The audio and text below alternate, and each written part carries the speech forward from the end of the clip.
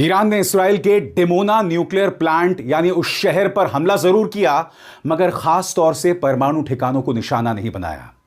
Iran ने कहा कि हम जब चाहें तुम्हारे परमाणु संयंत्रों पर हमला कर सकते हैं, मगर यह महज एक वार्निंग शॉट था, यह महज एक चेतावनी थी। सबसे बड़ी बात दोस्तों, डोनाल्ड ट्रंप यह कह रहे हैं कि मैं ईरान के सभी परमाणु ऊर्जा संयंत्रों को बर्बाद कर दूंगा।